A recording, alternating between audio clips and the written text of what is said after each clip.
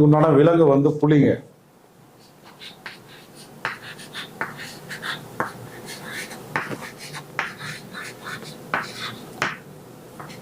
பாலவ கரணத்துக்கு உண்டான கரணநாதன் வந்து ராகு பகவான்.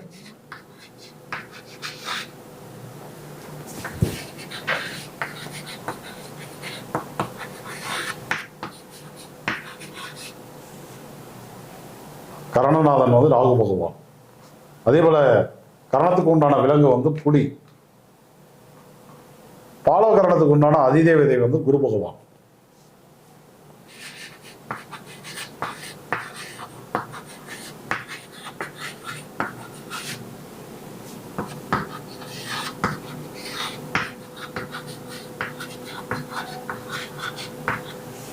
இப்ப நீங்க வந்து பாலவ கரணத்துல வந்து பிறந்திருக்கீங்க.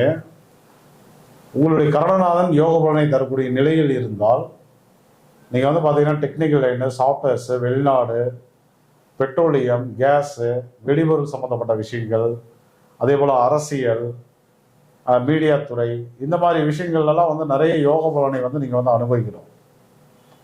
ஆனால் பாலவ கரணத்தில் பிறந்தும் எங்களுக்கு அந்த மாதிரி யோக பலன்கள்லாம் கிடைக்கல. இப்போ படிக்கக்கூடிய மாணவர் ஒரு 10th முடிச்சுட்டு +1 போகிறாரு, ஒரு டெக்னிக்கல் லைன் சாஃப்ட்வேர் எல்லாம் எடுக்கணும் அப்படின்னா நம்ம வந்து நல்ல மார்க் எடுத்து அதுக்கு தகுந்த மாதிரி குரூப் எடுத்தால் தான் ஃபியூச்சரில் வந்து அதெல்லாம் வந்து படிக்க முடியும். நிறைய பேர் வந்து பார்த்திங்கன்னா பாலவ கரணத்தில் பிறந்து அந்த மாதிரி ஒரு ஸ்கோர் பண்ண முடியாமல், படிக்க முடியாமல், கடைநிலை படிப்புகளை வந்து படிச்சுட்டு கிடைக்கிற வேலையை வந்து பார்த்துட்ருக்காங்க. அதே போல் பாலவ கரணத்தில் பிறந்த நிறைய பேர் வந்து பார்த்திங்கன்னா என்கிட்ட கேட்குறது வந்து, சார் நான் வெளிநாட்டுக்கு வந்து எப்படியாவது போகணும்னு சொல்லிட்டு ரொம்ப வருஷமாக முயற்சி பண்ணிகிட்டு இருக்கேன், ஆனால் என் வந்து நடக்கவே மாட்டேங்குது, தடையாய் வந்துட்டே இருக்குது அப்படி சொல்லி நிறைய பேர் வந்து கேட்பாங்க. ஒரு சிலர் வந்து இந்த petrol, gas agencies, petrol bunk agencies இந்த மாதிரிலாம் எடுத்து நாங்கள் பண்ணலான் இருக்கோம். ஆனால் வந்து ஆசைகள் நிறையா இருக்குது, நடக்கிற மாதிரி போகுது, ஆனால் கடைசி நேரத்தில் வந்து ஏதோ ஒரு தடையாயிருது. போன வாரத்தில் கூட பார்த்தீங்கன்னா ஒரு நண்பர் வந்து அப்படி தான் கேட்டார். ஆக்சுவலாக வந்து பெட்ரோல் பங்குக்கு நான் வந்து பணம் கட்டியிருக்கேன், அது வந்து கிடைக்கிற மாதிரியே இருக்குது, கடைசி நேரத்தில் தள்ளி தள்ளி போகுது. இதுக்கெல்லாம் என்ன காரணம் அப்படின்னு கேட்டிங்கன்னா, உங்களுடைய கரணநாதனே வந்து அவயோகியாக வர்றதுதான் காரணம். ஆக்சுவலாக வந்து நீங்கள் வந்து பாலவ கரணத்தில் பிறந்து ஆயுஷ்மான், துருவம், சித்தம் இந்த மாதிரி நாம யோகத்தில் பிறந்திருந்தீங்க அப்படின்னா அவரே வந்து உங்களுக்கு எகென்ஸ்டாக வந்துடுவார்.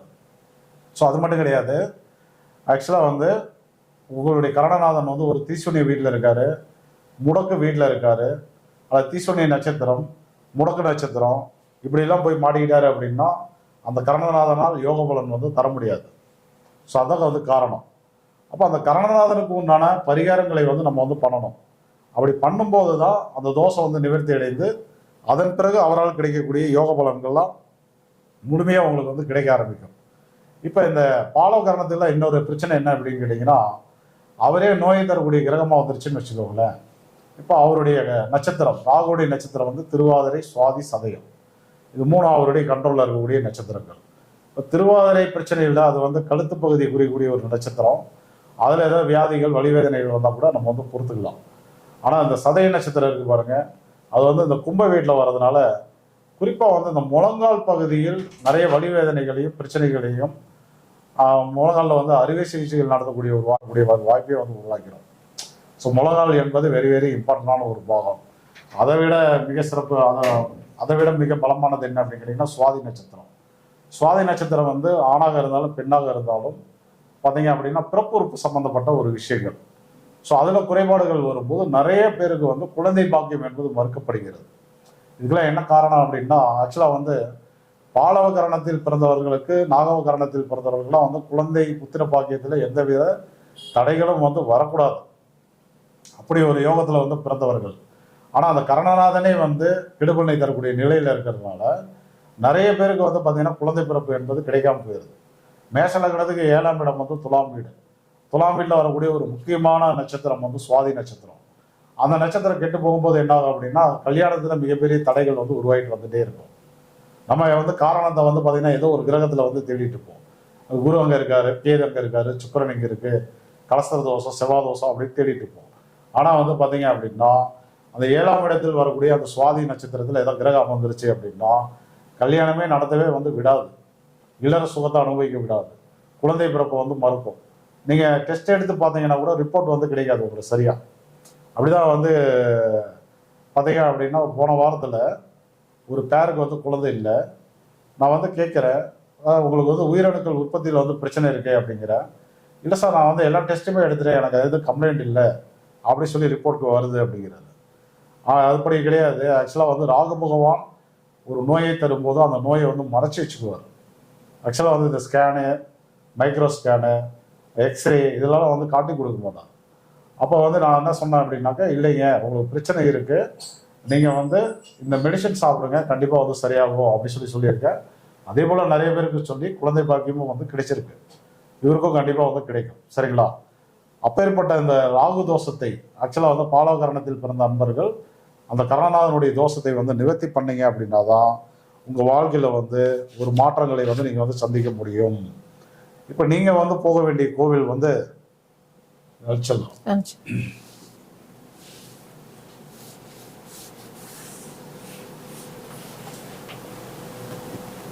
பாலகரணத்தில் பிறந்த அன்பர்கள் கரணநாதனால் யோக பலன் கிடைத்தால் கிட்டத்தட்ட மிடில் கிளாஸ்லேயாவது ஒரு நல்ல வாழ்க்கையை வந்து வாழ்ந்துட்டு இருக்கணும். வெளிநாடு செல்வத்தை வந்து பெற்றவர்கள் நீங்கள். வெளிநாட்டிலேருந்து உங்களுக்கு ஒரு நல்ல தரவரவு என்பது கிடைக்கணும். ஏதோ நேரடியாகவோ மறைமுகமாகவோ வெளிநாடு நிறுவனங்களில் வேலை பார்ப்பதன் மூலமாகவோ உங்களுக்கு வந்து கிடைக்கணும்.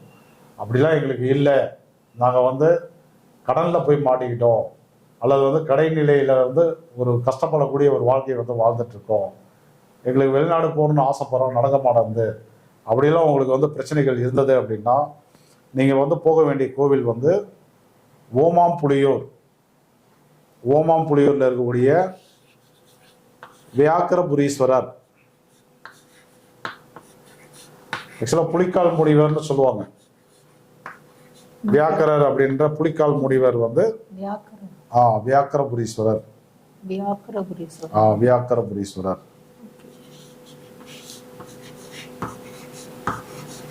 இங்க இருக்கக்கூடிய சிவன் பேர் வந்து துயர் தீர்த்த நாதர். எங்க இருக்கு அப்படின்னு கேட்டீங்கன்னா கடலூர் மாவட்டம் காட்டு மன்னார்குடி, காட்டு மன்னார் கோவில்னு சொல்லுவாங்க, அதுக்கு பக்கத்துல வந்து இருக்கு. சரிங்களா? அதே போல வேற ஏதாவது பரிகார கோவில் இருக்குங்களா சார் அப்படின்னா இருக்கு, கண்டிப்பா வந்து இருக்கு. இன்னைக்கு வந்து பாத்தீங்கன்னா உங்களுடைய கரணநாதன் கோச்சாரத்தில் ஒரு கட்டம் போட்டுக்கலாம். உங்களுடைய கரணநாதன் பாலகரணத்தில் பிறந்தவர்களுக்கு உங்களுடைய கரணநாதன் உங்கள் ஜாதகத்தில் எங்கே வேணாலும் இருக்கட்டும். ஆனால் கோச்சாரத்தில் ஒரு கரணநாதன் இன்னைக்கு என்ன பண்ணிட்டு இருக்காரு அப்படின்னா சதயம் நட்சத்திரத்தில் வந்து பயணம் பண்ணிட்டு இருக்காரு. கும்ப வீட்டில் இருக்கக்கூடிய சதயம் என்ற அவருடைய சொந்த நட்சத்திரத்தில் வந்து பயணம் பண்ணிட்டு இருக்காரு.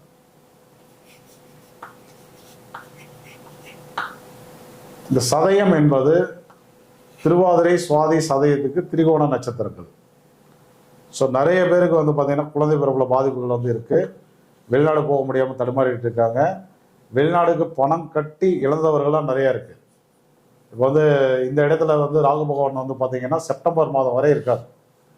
அவர் ஒரு நட்சத்திரத்தில் 8 மாதங்கள் 8 நாட்கள் பயணம் செய்யக்கூடியவர். அப்போ செப்டம்பர், இது வந்து பார்த்தீங்கன்னா ஜூன், ஜூலை, ஆகஸ்ட், செப்டம்பர், கிட்டத்தட்ட ஒரு 4 மாதங்கள் இன்னும் இருக்குது. 4 மாதங்கள் ஆயிடுச்சு அவர் இங்கே வந்து.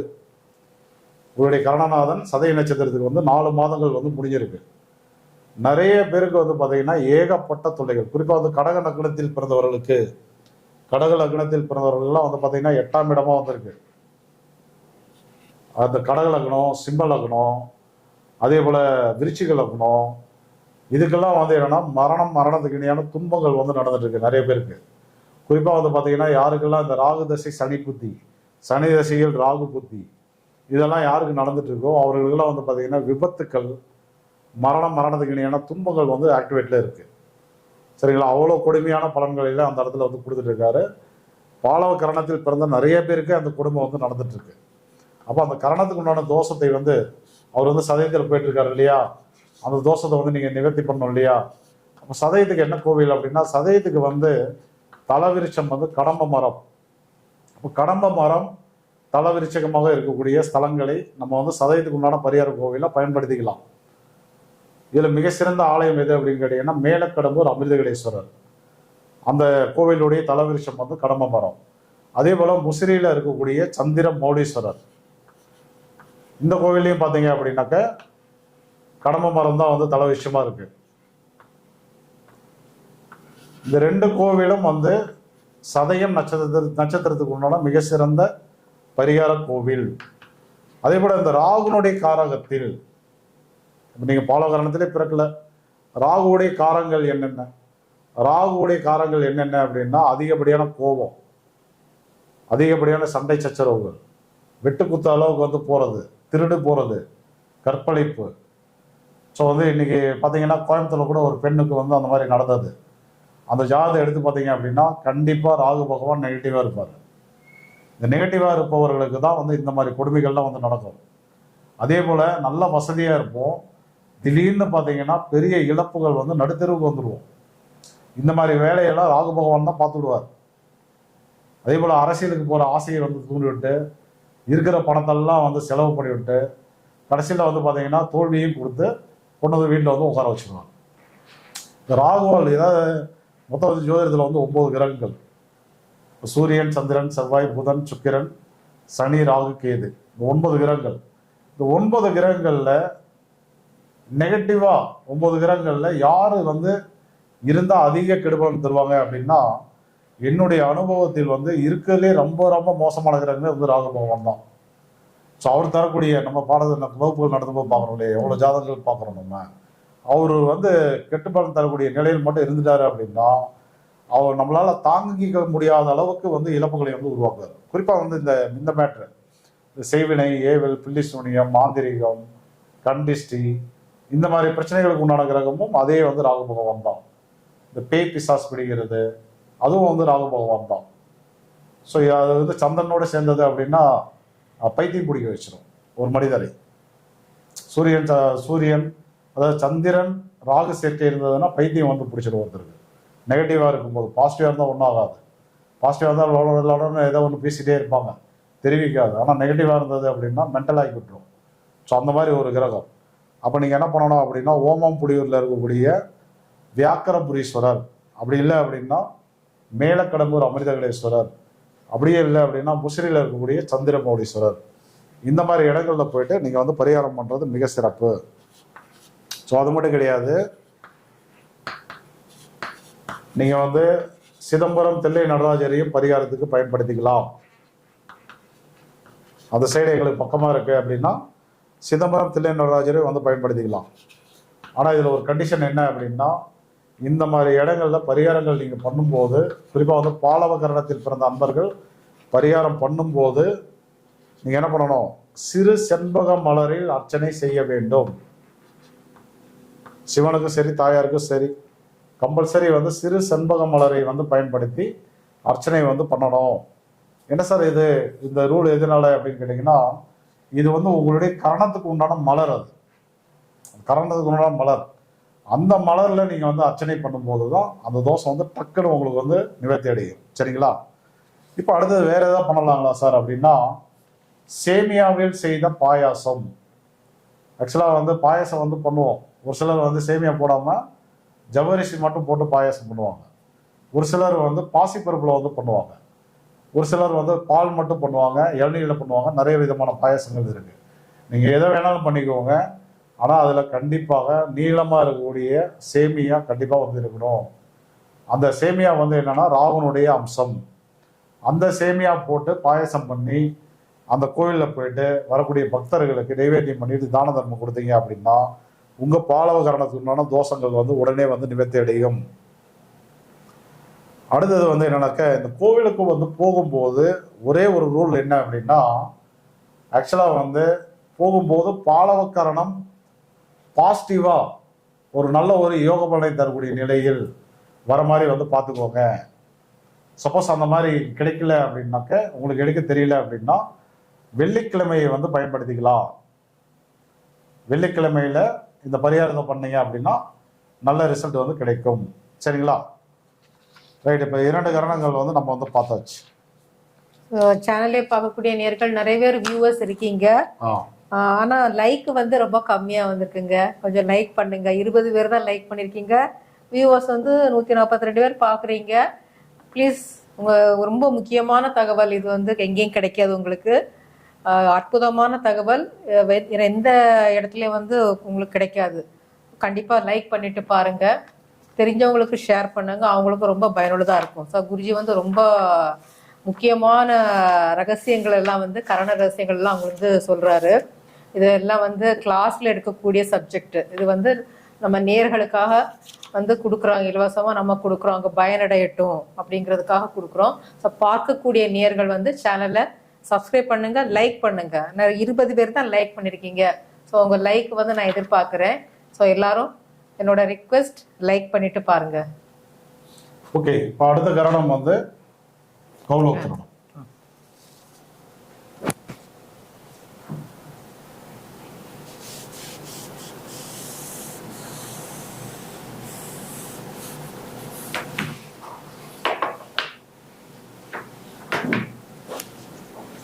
நேர்களே, நீங்க உங்களுக்கு உண்டான